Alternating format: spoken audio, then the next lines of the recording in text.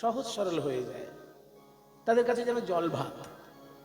কিন্তু আমাদের দেখে অসম্ভব মনে হয়, কারণ হরিদাস ঠাকুর যে 3 লক্ষ নাম করতেন, কিভাবে করতেন? 1 লক্ষ উচ্চৈঃস্বরে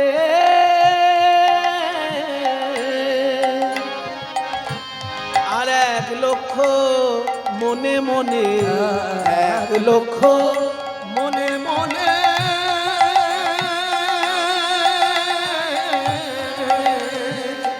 আর 1 লক্ষ উচ্চ ঈশ্বরে আর 1 লক্ষ 1 লক্ষ 1 লক্ষ ধীরে ধীরে অতি অনুপাম,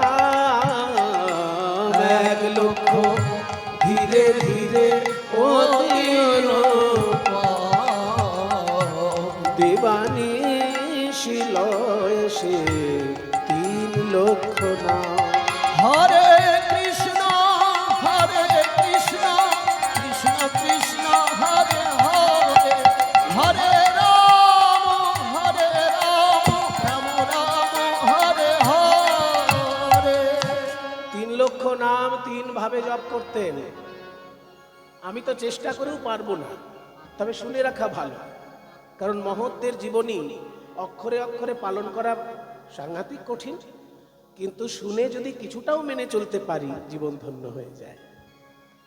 যারা গুরুদেবের কাছে মন্ত্র লাভ করে মন্ত্র জপ করেন, তারা শুনে রাখুন, মন্ত্র জপ হচ্ছে 3 রকম। ও বাবা, 3 রকম জপ? হ্যাঁ, জপের পদ্ধতি 3 রকম। 1 রকমের জপ যেটা সবাই করে, আমিও করি, আপনারাও করেন, ফিস ফিস ফিস ফিস করে, ফিস ফিস করে আওয়াজ হচ্ছে, হরে কৃষ্ণ কৃষ্ণ কৃষ্ণ হরে হরে, হরে রাম রাম রাম হরে, ফিস ফিস করে আওয়াজ হচ্ছে। এই ফিস ফিস করে আওয়াজ হয়ে যে জপটা, এটাকে বলা হয় উপাংশু জপ, উপাংশু। আর উচ্চ ঈশ্বরে যদি জপ করা হয় তাকে বলা হয় বাচিক জপ। যেমন হরে কৃষ্ণ নাম উচ্চ ঈশ্বরে জপ করা যায়, সব মন্ত্র উচ্চ ঈশ্বরে জপ করা যায় না। গায়ত্রী মন্ত্র উচ্চ ঈশ্বরে জপ করা ঠিক না, সব মন্ত্র কিন্তু উচ্চ ঈশ্বরের জিনিস না। কিন্তু মহামন্ত্র এমন একটা জিনিস যে উচ্চ ঈশ্বরেও জপ করা যায়। উচ্চ ঈশ্বরে জপ করলে তাকে বলে বাচিক জপ, ফিস ফিস করে জপ করলে তাকে বলে উপাংশু জপ। আর যে জপে ফিস ফিস করে আওয়াজ হবে না, জিভ নড়বে না, শুধু মনে মনে উচ্চারণ হবে, কঠিন। জিভ কিন্তু নাড়ানো চলবে না, মন্ত্র বলতে হবে মনে মনে, একেবারে মনে মনে যে উচ্চারণ তাকে বলে মানসিক জপ। এটাই সব থেকে বেশি মনোযোগ লাগে। জিভ নড়লে পরে মনোযোগ ক্ষুণ্ণ হয়, উচ্চ ঈশ্বরে করলে মনোযোগ ক্ষুণ্ণ হয়। কিন্তু যদি জিভ নড়বে না, না নড়িবে গণ্ডমুণ্ড নুপুরের কড়াই, জিভ নড়বে না অথচ মন্ত্র জপ করতে হবে একেবারে মনে মনে, এটাকে বলে মানসিক জপ। এই 3 রকমের জপ হরিদাস ঠাকুর 3 লক্ষ নামে করতেন। এবার আপনারাই বলুন, কোন সাধারণ মানুষের দ্বারা সম্ভব? তিনি হরিদাস ঠাকুর বলেই করতেন। শ্রীকৃষ্ণ গিরিগোবর্ধন ধারণ করেছিলেন, শ্রীকৃষ্ণ বলেই করেছিলেন, আর কেউ পারবে না। ঠিক তেমনি 3 লক্ষ নাম জপ হরিদাস ঠাকুরই পেরেছিলেন, ওই কায়দায় অন্তত। যদি ফিসফিস করে জপ করতে বলেন, 3 লক্ষ হয়তো একজন একদিনে জপে দিতে পারে, আদা জল খেয়ে যদি সকালবেলা লাগে, তাই না? সকালবেলায় যদি একটা সংকল্প নিয়ে নেয় যে আজকে আমি 3 লক্ষ নাম করবই, যাতে যা হয় হোক, 24 ঘন্টার মধ্যে চেষ্টা করলে 3 লক্ষ নাম জপ হয়ে যেতে পারে। কিন্তু 1 লক্ষ নাম জপ যদি উচ্চ ঈশ্বরে করতে হয়, তার গলা বলে আর কিছু থাকবে? গলায় আর আওয়াজ বেরোবে? সেই জন্য হরিদাস ঠাকুর যেটা পারতেন আর কেউ পারবে না। 1 লক্ষ নাম উচ্চ ঈশ্বরে, 1 লক্ষ নাম ফিসফিস করে, আর 1 লক্ষ নাম পুরোপুরি মনে মনে। তাই নামের উপর যেমন ভক্তি জগৎ দাঁড়িয়ে রয়েছে, নাম জপে তাতে সিদ্ধি লাভ করেছেন হরিদাস ঠাকুর। সিদ্ধি লাভ করেছেন কি করে বুঝলাম? সিদ্ধি লাভ যে করেছেন তাতে প্রমাণ কি? তাতে প্রমাণ হচ্ছে চৈতন্য মহাপ্রভুর চরণটা বুকে ধরে দেহত্যাগ করলে। এত বড় সৌভাগ্য বৈষ্ণব জগতে আর কারণ ঘটেছে যে মৃত্যুকালে মহাপ্রভুকে বলছেন যে তোমার চরণ দুটি আমার হৃদয়ে দাও, আমি তোমার মুখটা দেখতে চাই। আর আমার মুখে তোমার নাম গ্রহণ করতে চাই। আমার মুখে থাকবে তোমার নাম, আর তোমার মুখে থাকবে আমার নয়ন, আর তোমার চরণ থাকবে আমার হৃদয়ে। এইভাবে যেন দেহ ত্যাগ করতে পারে। হৃদয়ে ধরিব তোমার যুগল চরণ, নয়নে দেখিব তোমার ও চাঁদ বদন, জিহ্বায় উচ্চারিব শ্রীকৃষ্ণ চৈতন্য নাম, এই মতো মোর ইচ্ছা ছাড়িব পরাণ। এ একেবারে অসম্ভব ব্যাপার। এত বড় সৌভাগ্য বৈষ্ণব জগতে আর কারোর ঘটেনি, হরিদাস ঠাকুরের জীবনে ঘটল। তিনি মহাপ্রভুর চরণটি বুকে ধরলেন, আর মহাপ্রভুর বদন পানে নয়ন দিলেন, আর শ্রীকৃষ্ণ চৈতন্য বলতে বলতে দেহ ত্যাগ করলেন। সিদ্ধি লাভ হয়ে গেল। ইচ্ছা করে মৃত্যু, এই কার দ্বারা সম্ভব? আত্মহত্যা করা সম্ভব, কিন্তু ইচ্ছা মৃত্যু সম্ভব না। আত্মহত্যা আর ইচ্ছা মৃত্যু এক জিনিস। আত্মহত্যা কি? গলায় দড়ি দেওয়া, রেল লাইনে মাথা দেওয়া, তারপরে আরো কি কি আছে, সব বেশি বলা ঠিক নাই, সব বাড়ির জিনিস, বিষ খাওয়া। তাহলে আত্মহত্যা মানে মৃত্যু আসেনি, জোর করে মরা, সেটা হচ্ছে আত্মহত্যা। আর ইচ্ছা মৃত্যু, যে আমার ইচ্ছে হলো এক্ষুনি আমি মরবো, এটা ইচ্ছা মৃত্যু। এটা সম্ভব? এটা সম্ভব একমাত্র বড় বড় যোগী সাধকদের। যোগীরা কি করে? যোগ সাধনা করতে করতে প্রথমে দেহের উপর নিয়ন্ত্রণ আনে। আসন করলে পরে দেহের উপর নিয়ন্ত্রণ আসে, প্রাণায়াম ঠিকঠাক করলে পরে মনের উপর নিয়ন্ত্রণ আসে। আসন করে তারা দেহের উপর নিয়ন্ত্রণ আনেন, প্রাণায়ামের দ্বারা তারা মনের উপর নিয়ন্ত্রণ আনেন, তারপরে ধারণা ধ্যান সমাধির দ্বারা প্রাণের উপর নিয়ন্ত্রণ আনেন। প্রাণের উপর যখন নিয়ন্ত্রণ এসে যায়, তখন ইচ্ছা মৃত্যু সম্ভব হয়। মনের উপর নিয়ন্ত্রণ মানে কি? মনকে যা বলবো মন তাই করবে। মনের বশে আমি চলবো না, আমার বশে মন চলবে, সেটা মনের উপর নিয়ন্ত্রণ। ঠিক তেমনি প্রাণের উপর নিয়ন্ত্রণ। আমি যদি বলি প্রাণ তুই থাক, থাকবে। আমি যদি বলি প্রাণ তুই বেরিয়ে যা, বেরিয়ে যাবে। ব্যাপারটা এত সহজ নয়, কিন্তু বড় বড় যোগী সাধক যারা, তারা এগুলো পারেন। হরিদাস ঠাকুর কবে প্রাণায়াম করেছেন আমার জানা নেই, কিন্তু নাম জপের মধ্যে দিয়ে তার সমস্ত সিদ্ধি লাভ হয়ে গেছে। বড় বড় যোগী যা পারে না, হরিদাস ঠাকুর তাই পারলেন। ইচ্ছা মৃত্যু, শুধু প্রাণটাকে বললেন, ওরে প্রাণ তুই চলে যা, আমার মহাপ্রভুর বদন আমি দেখছি, মহাপ্রভুর চরণটা আমার বুকের উপর আছে, আমি শ্রীকৃষ্ণ চৈতন্য বলতে বলতে তুই যেন চলে যাস। চলে গেল। এর থেকে বড় সিদ্ধি লাভ আর কি হতে পারে? তাই নামে সিদ্ধি লাভ করেছেন হরিদাস ঠাকুর। আর প্রণামে সব থেকে বেশি কে স্মরণীয়? রঘুনাথ দাস গোস্বামী পাদ। 6 গোস্বামীর মধ্যে রঘুনাথ দাস 2,000 বৈষ্ণবের নিত্য প্রণাম লেখা আছে বইতে। 2,000 বৈষ্ণবের নিত্য প্রণাম। প্রতিদিন বৃন্দাবনে যত বৈষ্ণব সাধনা করতেন, তাদের মধ্যে 2000 বৈষ্ণবকে প্রতিদিন প্রণাম করতেন। এটা কার দ্বারা সম্ভব বলুন? 5 জনের থেকে 10 জনের প্রণাম হলেই আমাদের বিরক্ত লেগে যায়, আর কত প্রণাম করব। ওই মাঝে মাঝে শ্বশুর বাড়ি যেতে হয় না, তখন গুরুজনদের প্রণাম করতে হয়। যত গুরুজন আসেন সবাইকে প্রণাম করতে হয়। তাহলে 5 জনের জায়গায় যদি 10 জন হয়ে যায়, 10 জনের জায়গায় যদি 50 জন হয়ে যায়, বিরক্ত লেগে যায় না? কিন্তু রঘুনাথ দাস গোস্বামী পাদ প্রতিদিন 2000 বৈষ্ণবকে সাষ্টাঙ্গ প্রণিপাত, একেবারে শুয়ে পড়ে যেটা অষ্ট অঙ্গ স্পর্শ করে প্রণাম, সেই সাষ্টাঙ্গে প্রণাম করতেন প্রতিদিন 2000 বৈষ্ণব। তাই এনারা আমাদের স্মরণীয় বরণীয় মহাপুরুষ। বৈষ্ণব জগতের দুটি হচ্ছে স্তম্ভ, নাম আর প্রণাম। তার মধ্যে আপনাদের অঞ্চলে প্রণামটা সত্যি খুব স্মরণীয় ব্যাপার। তবে একটুখানি বুঝে শুনে করবেন। যিনি করবেন, যাকে করবেন, তার সময়টাও একটুখানি মাঝে মাঝে ভাববেন। কখনো একটু সংক্ষিপ্ত প্রণাম করবেন দরকার হলে, কিন্তু আপনারা যেভাবে করেন প্রণাম, সেটাই আসল প্রণাম, পুরোপুরি আত্মসমর্পণের প্রণাম। তাহলে এই যে নাম আর প্রণামের উপর দাঁড়িয়ে রয়েছে বৈষ্ণব জগৎ। আজকে যে কীর্তন রস আস্বাদন হচ্ছে, এই কীর্তন রস আস্বাদন করলে কি কি উপকার পাওয়া যেতে পারে? উপকার ছাড়া তো আমরা কোনো জিনিসের ধারে কাছে ঘেঁষি না। তাহলে কীর্তন রসের উপকারিতা কি কি সেটা যার তার মুখে না শুনে যিনি কীর্তনের জন্মদাতা সেই গৌরাঙ্গ মহাপ্রভুর মুখেই শুনব।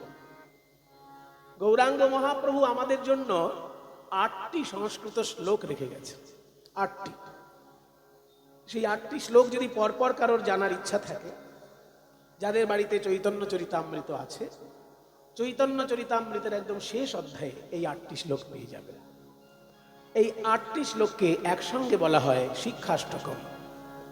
কৃষ্ণদাস কবিরাজ কিন্তু মহাপ্রভুর মুখে শোনেননি এই শ্লোকগুলো, তাহলে তিনি লিখলেন কোত্থেকে? তিনি লিখলেন রূপ গোস্বামীর একটা গ্রন্থ দেখে। রূপ গোস্বামী যে নানান গ্রন্থ লিখেছিলেন তার মধ্যে একটা গ্রন্থ হচ্ছে পদ্মাবলী, মানে বিভিন্ন মহাজনের কবিতা, সংস্কৃত কবিতা একসঙ্গে তিনি মালার মতন গেথে একটা বই রচনা করেছিলেন। তাতে মাধবেন্দ্রপুরীর শ্লোক আছে, ঈশ্বরপুরীর শ্লোক আছে, মহাপ্রভুরও শ্লোক আছে। মাধবেন্দ্রপুরীর শিষ্য ঈশ্বরপুরী, ঈশ্বরপুরীর শিষ্য মহাপ্রভু, কাজে সবার শ্লোক আছে তার মধ্যে। তার মধ্যে ওই চৈতন্যদেবের যে 8টি শ্লোক সেটাও ধরা আছে। সেই 8টি শ্লোককে পদ্মাবলী গ্রন্থ থেকে নিয়ে কৃষ্ণদাস কবিরাজ চৈতন্য চরিতামৃতের মধ্যে সংযোজন করেছে এবং প্রত্যেকটি শ্লোকের ভাবানুবাদ নিজে করেছেন কৃষ্ণদাস কবিরাজ বাংলা পয়ারে। তো এই যে কথাটি আমি বললাম কীর্তনের উপকারিতা কি কি, সেই বিষয়ে মহাপ্রভু বলছেন একটা শ্লোক, চেতো দর্পণমার্জনম। চৈতন্যদেব বলছেন কীর্তন গান যদি কেউ গায়, শ্রীকৃষ্ণ সংকীর্তন যদি কেউ গায়, তার 7 রকমের উপকার হবে। দেখুন বাবু, একটা দুটো নয়। অন্যান্য গানের ক্ষেত্রে কি হবে? মনোরঞ্জন হবে, কিন্তু 7 রকমের উপকার একসঙ্গে যদি কোথাও পাওয়া যায় সেটা কীর্তন গান। সেই 7টি উপকার কি কি একটা একটা করে শুনুন। চেতো দর্পণমার্জনম, প্রথমে বলছেন চেতো দর্পণমার্জনম। চেতো মানে চিত্ত, দর্পণ মানে আয়না, মার্জনম মানে মেজে ঘষে পরিষ্কার করা। এই মন রূপী আয়নাটাকে মেজে ঘষে পরিষ্কার করে দিতে পারে কীর্তন। মনটাকে আয়না বললেন কেন? আয়না তো খুব সস্তা ব্যাপার, এখনো 10 টাকা 15 টাকায় আয়না কিনতে পাওয়া যায়, ছোট আয়না পাওয়া যায় না, 10-15 টাকার মধ্যে, মেলায় গেলেই পেয়ে যাবে। তাহলে 10 টাকার আয়নার সঙ্গে আমার এই মনের তুলনা? 10 লক্ষ টাকা দিলেও কারোর মন পাওয়া যায় না মশাই। কি কোনো ছেলে যদি কোনো মেয়েকে ভালোবাসে, বলবে আমি 10 লক্ষ টাকা দিচ্ছি, তোমার মন আমাকে দাও, দেবে মেয়ে? কাজে 10 লক্ষ টাকা দিয়ে কারোর মন পাওয়া যায় না মশাই, আর 10 টাকার আয়নার সঙ্গে মনকে তুলনা দিয়ে দিলেন। বলছে শোনো, 10 টাকার আয়না যেটা তোমার ঘরে আছে মুখ দেখার জন্য, ওটার সঙ্গে মনের আয়নার তুলনা হয় না। 10 টাকার আয়নায় তুমি নিজের মুখটা দেখতে পাবে, আর মন রূপী আয়নায় ঈশ্বরের মুখটা দেখতে পাবে। তার প্রমাণ কোথায়? তার প্রমাণ শ্রীমদ্ ভগবদ গীতা বলছে ঈশ্বর সর্বভূতানাং হৃদ্দেশে অর্জুন তিষ্ঠতি ভ্রামায়ণ সর্বভূতানি যন্ত্রারোহানি মায়া। বলছে মনের মধ্যে ঈশ্বরকে দর্শন করা যায়, মন রূপী আয়নায় ঈশ্বরকে দর্শন করা যায়। তাহলে মন রূপী আয়নায় যদি ঈশ্বরকে দর্শন করা যায়, আমি চোখ বন্ধ করলে অন্ধকার দেখি কেন? সব যুক্তিবাদীর উত্তর কিন্তু শাস্ত্রে দেওয়া আছে, আমরা খুঁজি না, সেটা আমাদের দুর্ভাগ্য। এইসব যুক্তিবাদীদের উল্টোপাল্টা প্রশ্ন আছে না, মনে যদি ঈশ্বর দেখা যায় চোখ বন্ধ করলে অন্ধকার দেখি কেন? আরে বেটা, চোখ বন্ধ করলে অন্ধকার দেখবি না, আয়নার উপর যদি কাদা লেপা থাকে সেই আয়নায় মুখ দেখা যাবে? আয়নায় যদি কাদা লেপা থাকে সেই আয়নায় মুখ দেখা যায় না। ঠিক তেমনি আমাদের মন রূপী আয়নার উপরে কাদা লেপা আছে। কাদাটার নাম কি? কাম, ক্রোধ, লোভ, মোহ, মদ, মাৎসর্য, হিংসা, বিদ্বেষ। এই সব কাদা মন রূপী আয়নার উপর আছে বলে এই মনে আমরা ঈশ্বর দেখতে পাচ্ছি না। তাহলে কি করব? কি করবে? একটুখানি ডিটারজেন্ট পাউডার ছড়িয়ে দাও। আয়নায় যদি কাদা লেপা থাকে, সেই আয়নায় একটু ডিটারজেন্ট পাউডার দিয়ে একটু জল দিয়ে দাও, মুছে দিলেই ঝকঝকে পরিষ্কার। ঠিক তেমনি আমাদের মন রূপী আয়নাটায় কাম ক্রোধ ইত্যাদি কাদা লেপা আছে, একটুখানি হরিনাম রূপী মাজন দিয়ে দিতে হবে।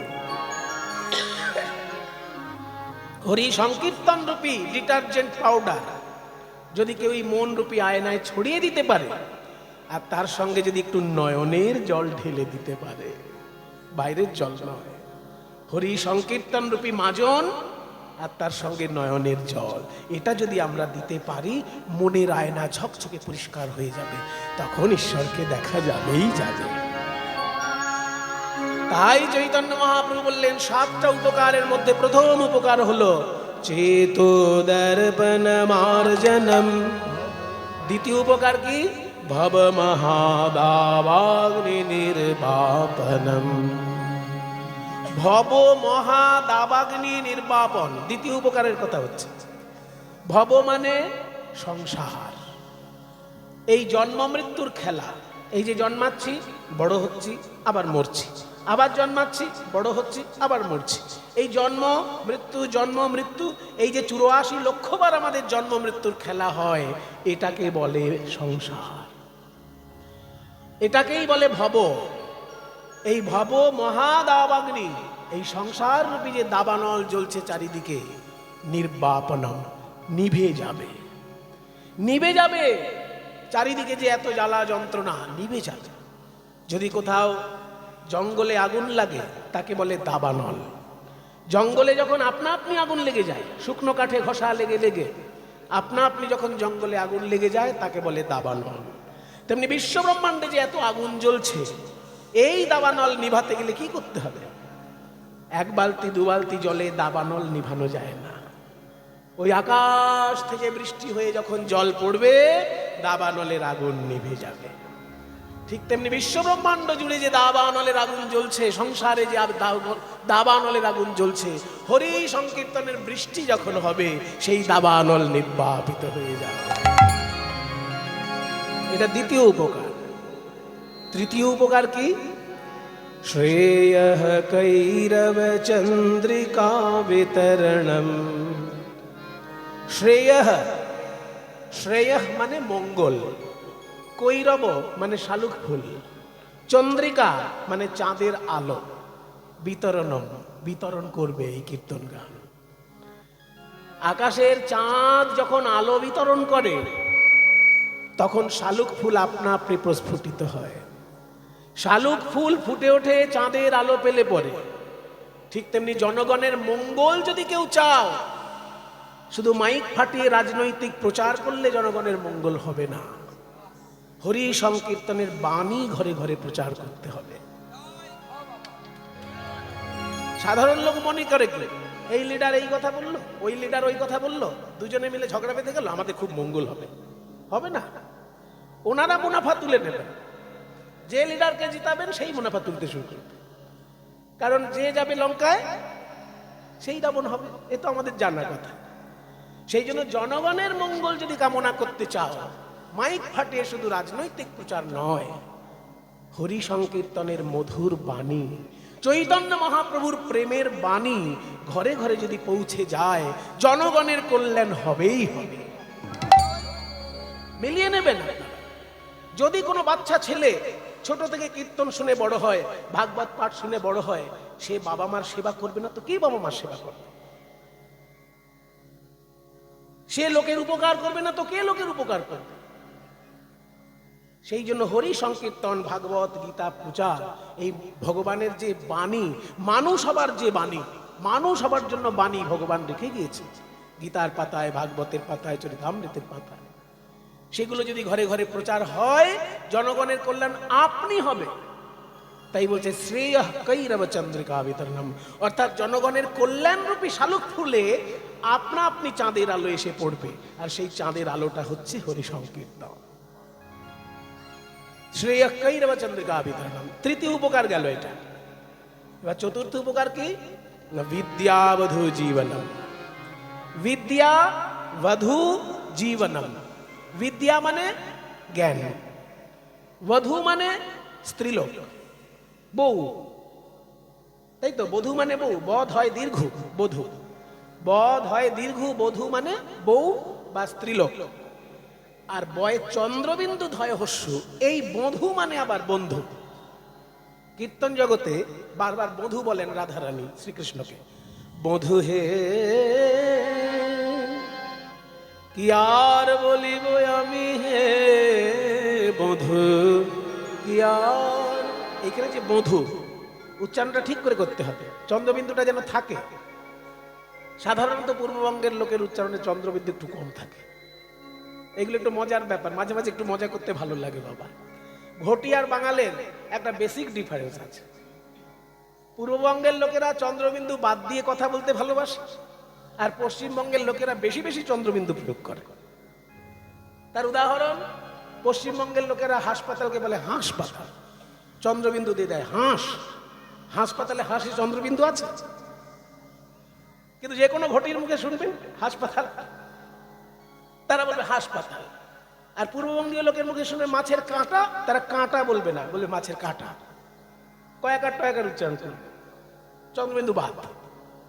কাজে পূর্ববঙ্গের লোকেরা চন্দ্রবিন্দু একটু কম বলে, আর ঘটিরা আবার গাদা গাদা চন্দ্রবিন্দু বুঝিয়ে দেয়, যেখানে চন্দ্রবিন্দু নেই সেখানে চন্দ্রবিন্দু বলছে। সেই জন্য বয়ে চন্দ্রবিন্দু ধয় হস্য, এই বধূ মানে বন্ধু, আর বধ হয় দীর্ঘ, এই বধূ মানে স্ত্রীলোক। বিদ্যাবধূ জীবনম, বিদ্যারূপী বধূর জীবন স্বরূপ এই কীর্তন গান। খুব ভালো করে বুঝে নিন, বিদ্যা মানে আসল বিদ্যা, যেটা, যে বিদ্যায় অমানুষ থেকে মানুষ হওয়া যায়, যে বিদ্যায় চাকরি পাওয়া যায়, সেই বিদ্যার কথা বলা হচ্ছে না। ওটা তো স্কুলে গিয়ে পরীক্ষায় ঠিকঠাক পাশ করলেই পেয়ে যাবেন, একটা সময় ইন্টারভিউ পাশ করলেই পেয়ে যাবেন। কিন্তু ইন্টারভিউ আর পরীক্ষা পাশ করলেই মানুষ হবেন কি না, তার কোনো গ্যারান্টি আছে? কাজে অমানুষ থেকে মানুষ হওয়া যায় যে বিদ্যায়, আর মানুষ থেকে দেবতা হওয়া যায় যে বিদ্যায়, সেটাই হচ্ছে আমাদের ভারতীয় মুনি ঋষির আসল বিদ্যা। আর সেই বিদ্যারূপী বধূ মানে স্ত্রীলোক। কোন স্ত্রী যার তার কাছে নিজেকে মেলে ধরে না, স্ত্রীলোক লজ্জাবতী, সে তার স্বামীর কাছে মেলে ধরে, স্বামীর কাছে নিজেকে মেলে ধরে, অন্যের কাছে নিজেকে মেলে ধরে না। ঠিক তেমনি আধ্যাত্মিক বিদ্যা কীর্তন অনুরাগী মানুষের কাছে আপনা আপনি মেলে ধরে, যার তার কাছে মেলে ধরবে না। আধ্যাত্মিক বিদ্যা যদি স্ত্রীলোক হয়, কীর্তন অনুরাগী মানুষ যে হবে, তার কাছে আধ্যাত্মিক বিদ্যা আপনা আপনি নিজেকে প্রকাশ করবে। তাই বলছে বিদ্যাবধূ জীবনম, এটা 4 নম্বর উপকার। 5 নম্বর উপকার কি? আনন্দাম্বুধিবর্ধনম, আনন্দ সাগর উথাল পাথাল হবে কীর্তন গানে। সেটা আর কাউকে বলে দিতে হবে না, আপনারা কীর্তন অনুরাগী মানুষ। কীর্তন রস আপনাদের কানে আসলেই আপনাদের মনটা কেমন হয়ে যায়, এই সংসার থেকে যেন বিচ্ছিন্ন হয়ে যায় মনটা, এই দুশ্চিন্তা থেকে যেন বিচ্ছিন্ন হয়ে যায় মনটা। মনে করুন বিরাট বড় টেনশন চলছে সারাদিন, খুব একটা টেনশনের কাজে পড়েছেন, 3 ঘন্টা কীর্তন শুনতে বসবেন, দেখবেন টেনশন কোথায় চলে গেল। টেনশন, একটা লীলা যদি ঠিকঠাক করে 3 ঘন্টা শোনেন, দেখবেন টেনশন কোথায় চলে গেল চট করে। যদি একটু ঠাকুর ঘরে নাম জপ নিয়ে বসেন, নাম জপের নামের রস আস্বাদন করে নামটা জপ করেন, টেনশন থাকবে না। কাজেই আনন্দাম্বুধিবর্ধনম, আনন্দ সাগরটা উথাল পাথাল হবে কীর্তন গানের দ্বারা। এটা 5ম উপকার। 6টা কি? 6 নম্বর উপকার হচ্ছে প্রতিপদং পূর্ণামৃতাস্বাদনম, প্রতি পদে পদে পূর্ণ অমৃতের স্বাদ। সংকীর্তন এমন একটা জিনিস বাবা, সে নাম সংকীর্তন হোক আর লীলা সংকীর্তন হোক, প্রতি পদে পদে পূর্ণ অমৃতের স্বাদ পাওয়া যায়, পদে পদে পূর্ণ অমৃত। অনেকে বলতে পারেন ভাই কই আমি তো পাই না, আমার তো কীর্তন সবসময় ভালো লাগে না। সব কীর্তন ভালো লাগে না। মনে করুন কীর্তনে যদি বড় বড় তাল শুরু করে দেয়, আমার তো ভালো লাগে না। অনেক লোক আছেন এরকম, যেই কীর্তনের তালগুলো শুরু হচ্ছে অমনি তার পাশের লোকের সঙ্গে গল্প করতে শুরু করবে। তাহলে অনেক সময় তো আমার কীর্তন ভালো লাগে না, যদি বেশি তাল তরঙ্গ নিয়ে আলোচনা হয়, যদি কঠিন কঠিন শ্লোক নিয়ে আলোচনা হয়, আমার তো ভালো লাগে না। তাহলে কি করে প্রতিপদে অমৃত? এখানে উত্তর দিচ্ছেন রূপ গোস্বামী। রূপ গোস্বামী একটা সুন্দর শ্লোক বলেছেন, স্যাৎ কৃষ্ণ নাম চরিতাদি সীতাপ্য বিদিয়া পিত্তোপতপতরসনস্য ন রোচিকানো কিন্ত্বাদরাদনো দিনং খলু সৈব জুষ্টা স্বাদবিক্রমাদ ভবতি তদ্গদমূলহন্ত্রী। এই শ্লোকটা কোথায় বলেছেন? জীব গোস্বামীকে শিক্ষা দেবার জন্য রূপ গোস্বামী একটা ছোট্ট বই লিখেছিলেন, যে বইটার মধ্যে মাত্র 11টা শ্লোক আছে, মাত্র 11। চৈতন্য মহাপ্রভুর যেমন শিক্ষাষ্টকে 8টা শ্লোক, তেমনি রূপ গোস্বামীর উপদেশামৃত গ্রন্থ মাত্র 11টা শ্লোক, সেইখানে এই কথাটি বলেছে, স্যাৎ কৃষ্ণ নাম চরিতাদি সীতাপ্য বিদিয়া। যদিও কৃষ্ণ নাম এবং কৃষ্ণ লীলা মিছরির টুকরোর মতন সুস্বাদু, যদিও কৃষ্ণ নাম এবং কৃষ্ণ লীলা মিছরির মতো সুস্বাদু, কিন্তু আমাদের কাছে মিছরির মতো লাগে না। কেন? পিত্তোপতপতরসনস্য ন রোচিকানো। মায়া পিত্ততে উত্তপ্ত আমাদের জিহ্বা, সেই জন্য আমাদের জিহ্বায় মিষ্টি লাগছে না। মানে একজন কবিরাজ ঠাকুরের কাছে, কবিরাজ আগেকার দিনে ডাক্তারি করতেন না কবিরাজরা, একজন কবিরাজের কাছে এসে বলছে, কবিরাজ ঠাকুর আমি যা খাই তিতো লাগে কেন? এ কি রোগ আমার লাগছে? উচ্ছে ভাজা তো তিতে লাগবেই, এমনকি আলুর চপও তিতে লাগছে, তিতে লাগে কেন? যা খাই চাটনিও তিতে লাগছে। বলে, শোনো বাবা, তিতেটা রসগোল্লা আর চাটনিতে নেই, তোমার জিহ্বায় রয়েছে। হ্যাঁ হ্যাঁ, পিত্ত রোগ যখন বেড়ে যায়, পিত্ত রোগ, তখন জিভটাই তিতো হয়ে যায়, যা খাবে তাই তিতো লাগবে। তাহলে কি করব? পিত্ত রোগের ঔষধ হচ্ছে মিছরি, মিছরিও তিতো লাগে। বলে, এখন লাগবে তোমার মিছরিটা তিতো, কিন্তু দিনের পর দিন খেতে থাকো, খেতে খেতে খেতে খেতে যখন দেখবে একটু একটু করে তিতো কমে আসছে, মিছরির আসল রসটা পাচ্ছ, জানবে তোমার পিত্ত রোগ সেরে যাচ্ছে। ঠিক তেমনি মায়ারূপী পিত্ত রোগ, অবিদ্যারূপী পিত্ত রোগ আমাদের জিহ্বায় থাকার জন্য কৃষ্ণ নাম কৃষ্ণ লীলা আমাদের কাছে মিষ্টি লাগছে না। কিন্তু দিনের পর দিন শুনতে শুনতে গাইতে গাইতে যখন একটু একটু মিষ্টি লাগবে, জানতে হবে মায়া পিত্ত রোগ দূর হয়ে যাচ্ছে। প্রতিপদং পূর্ণামৃতাস্বাদনম। 6 নম্বর উপকার এটা, যে প্রতি পদে পদে পূর্ণ অমৃতের স্বাদ। 7 নম্বর এবং শেষ উপকার কি? সর্বাত্মস্নপনং পরং। সর্বাত্মস্নপনম, সর্বাত্মস্নপনম মানে সকল আত্মাকে একসঙ্গে স্নান করিয়ে দিতে পারে কীর্তনকার। সকল আত্মা, পাপী হোক, পুণ্যবান হোক, ভক্ত হোক, নাস্তিক হোক, সবাইকে স্নান করিয়ে দেবে। মনে করুন যে লোকটা পুকুরে নেমে স্নান করছে, তার স্নান হচ্ছে, কিন্তু যে পুকুর পাড়ে দাঁড়িয়ে আছে তার তো স্নান হচ্ছে না। কিন্তু ঝমঝম করে যদি বৃষ্টি নামে, যে পুকুরে নেমেছে তারও স্নান হচ্ছে, যে পুকুর পাড়ে দাঁড়িয়ে আছে তারও স্নান হয়ে যাচ্ছে। ঠিক তেমনি হরি সংকীর্তনের বৃষ্টি যদি হয়, যে পাপী সেও শুদ্ধ হচ্ছে, আর যে পুণ্যবান তার আরো পুণ্য লাভ হচ্ছে। যে ভক্ত তার ভক্তি লাভ হচ্ছে, যে অভক্ত তারও জীবন ধন্য হয়ে যাচ্ছে। সকলকে স্নান করিয়ে দিচ্ছে এই কীর্তন গান। তাই চৈতন্য মহাপ্রভু বললেন যে আত্মার সার্বিক স্নান কিংবা সকল আত্মার এককালীন স্নান এই হরি সংকীর্তনের দ্বারা হয়ে যায়। নিতাই গৌর প্রেমানন্দ হরি বল। তাহলে যেটা আপনারা আজকে শুনলেন, এবার বাড়িতে গিয়ে মিলিয়ে নেবেন, একটুখানি কষ্ট করবেন বাবা। যার যার বাড়িতে চৈতন্য চরিতামৃত আছে, সবার হয়তো থাকে না, কিন্তু আমি জানি আপনাদের অনেকেরই আছে। ওই চৈতন্য চরিতামৃত গ্রন্থের একদম শেষ অধ্যায়টায় চলে যাবেন, দেখবেন 8খানা শ্লোক পরপর আছে। তার মধ্যে প্রথম শ্লোকটাই আমি আপনাদের কাছে বিশ্লেষণ করলাম। কীর্তন গানের 7 রকমের উপকার কি কি, আমার তো মনে হয় আমার জীবনে 7টা উপকার যদি নাও পাই, ওই প্রথম উপকারটা হলেই আমার জীবন ধন্য। কারণ প্রথম উপকারটা কি? মন রূপী আয়নাটাকে পরিষ্কার করে দেবে। এই মন আয়না যদি কারোর পরিষ্কার হয়ে যায় বাবা, সে অমানুষ থাকলে মানুষ হয়ে যাবে, আর সে মানুষ হলে দেবতা হয়ে যাবে। অমানুষ থেকে মানুষ, মানুষ থেকে দেবতা। এই উত্তরণটার জন্যই তো সব সাধনা। এত সাধনা কেন? যে যাই সাধনা করছেন, লক্ষ্য কিন্তু ওটা যে আমি যদি অমানুষ থাকি মানুষ হব, আর যদি মানুষ হই তাহলে দেবতা হয়ে যাব। এই উত্তরণ ঘটে যায় কীর্তনের দ্বারা। তা আজকে আমরা যে বিষয়টি আস্বাদন করছি বাবা, এই বিষয়ে চৈতন্য মহাপ্রভুর অত্যন্ত প্রিয় একটি বিষয়। যত রাধা কৃষ্ণের লীলা আছে, সমস্ত লীলার মধ্যে চৈতন্য মহাপ্রভু যে যে লীলা ভালোবাসতেন, তার মধ্যে একটা লীলা হচ্ছে পূর্বরাগ লীলা। পূর্বরাগ লীলা, এই পূর্বরাগ লীলা গান করতেন স্বরূপ দামোদর, আর মহাপ্রভু বিভোর হয়ে শুনতেন। তো রাধারানীর পূর্বরাগটি কেমন সেটা আমরা শোনার আগে দেখি বিষ্ণুপ্রিয়া দেবীর পূর্বরাগটা কেমন হয়েছে।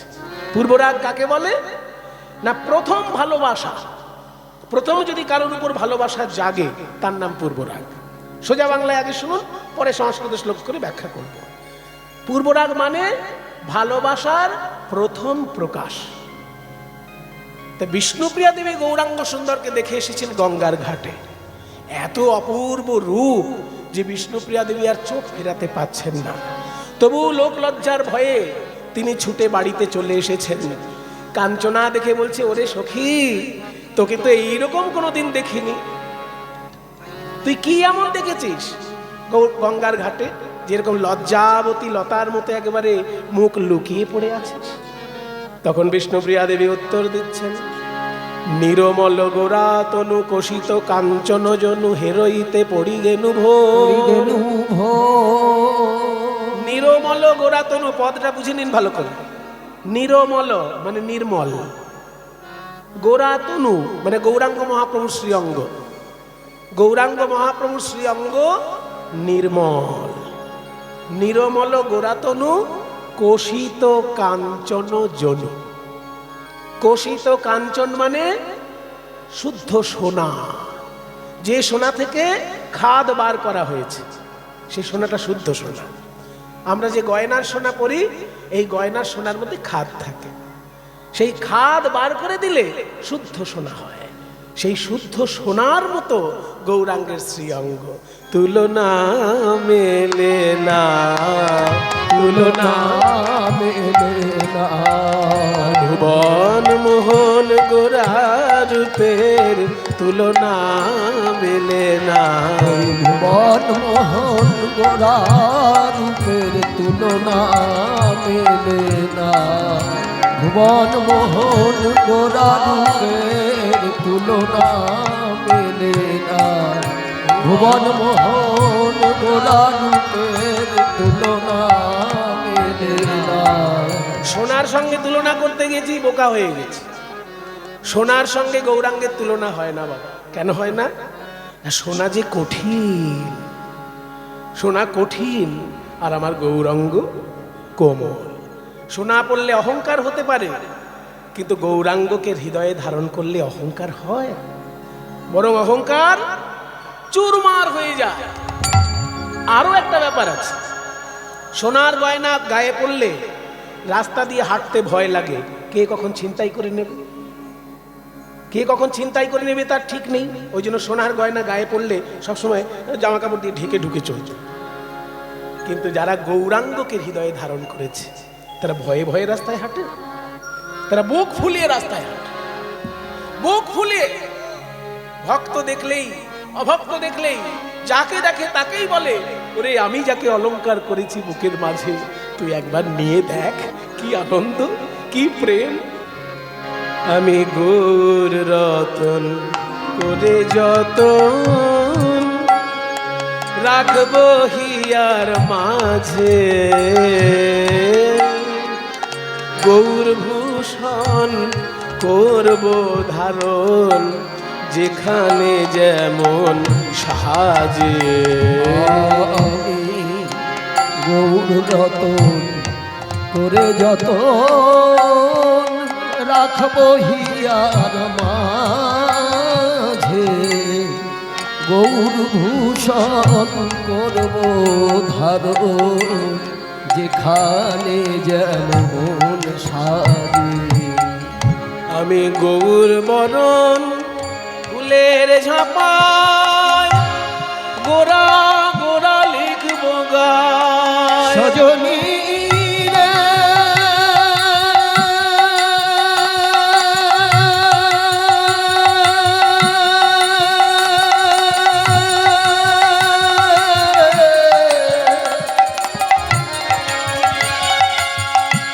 সজনী রে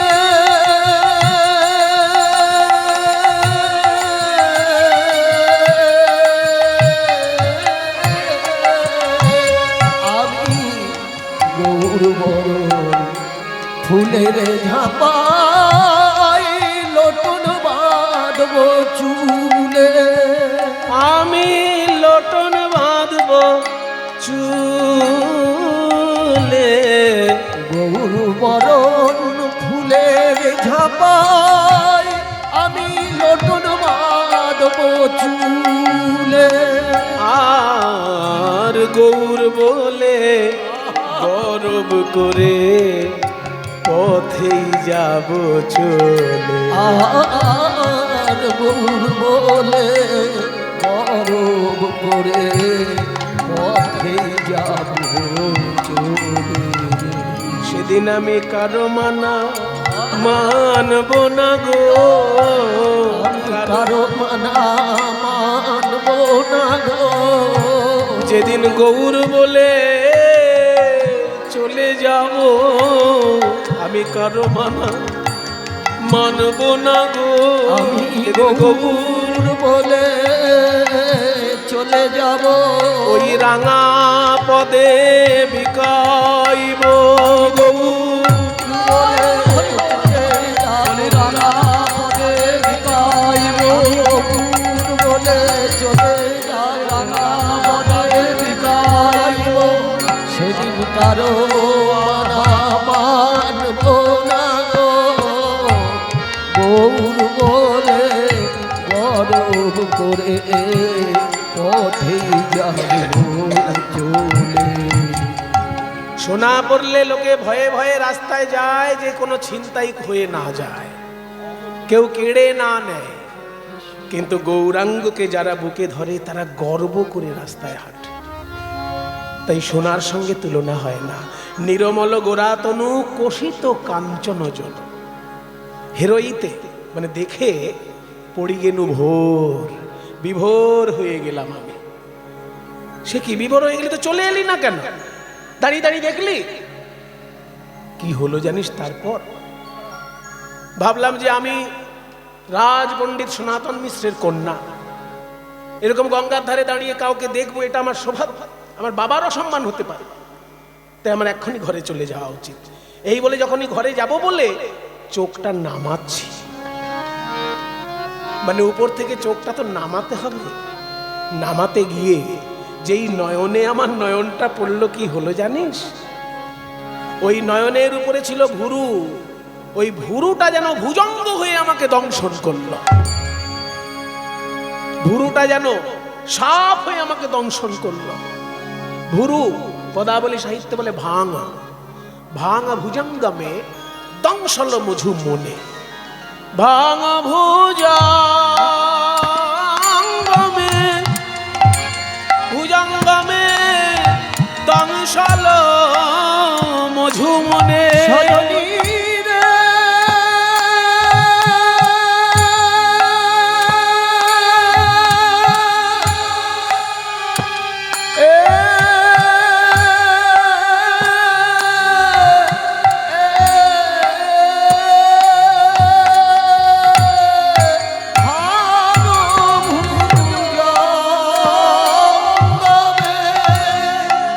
দংশল মধু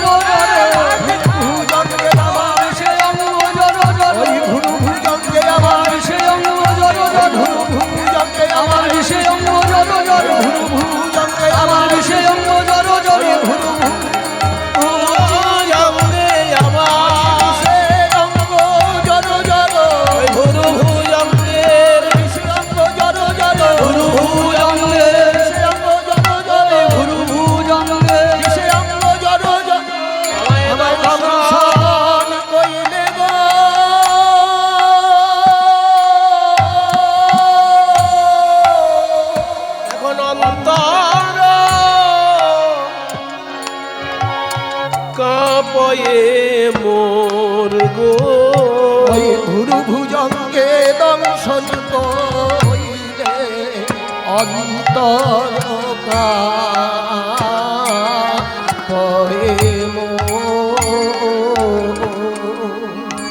একজনকে দেখতে গিয়ে একজনের রূপে নয়ন দিয়ে সাপের কামড় খেয়ে ঘরে এলাম। সাপটা যেমন তেমন সাপ নয়, ভুরুটাই যেন সাপ হয়ে দংশন করলো আমাকে। মানে মহাপ্রভু একবার তাকাচ্ছে, কে রে বাবা এই মেয়েটা এরকম দেখছে। এই যখনই আর চোখে এরকম ভুরুটা একবার নেচে উঠেছে, যেন ভুরুটাই সাপ হয়ে দংশন করলো বিষ্ণুপ্রিয়ার দেবীর হৃদয়। দেখ দেখ দেখ আমার গায়ে জ্বর এসেছে, দেখ দেখ আমার সর্বঙ্গ কেমন থরথর করে কাঁপছে। আমাকে ধর কাঞ্চনা, আমাকে ধর। সজনী রে जब हम पेखलु गोरा गोरा पेखलु गोरा गोरा पेखलु गोरा जब हम মানে যখন আমি পেখালু, পেখালু মানে দেখলাম, গোরা গৌর সুন্দরকে যখন দেখলাম, পেখালু গোরা গো নারে জব হাম পেখালু গোরা গোরা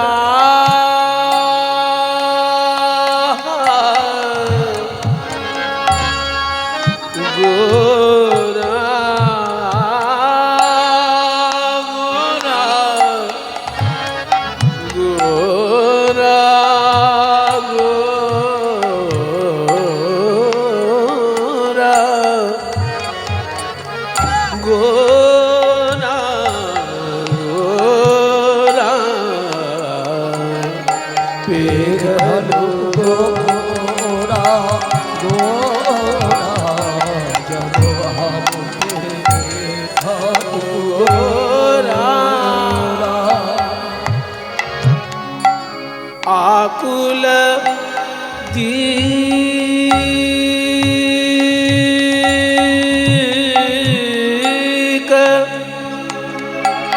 विदिक नाही पा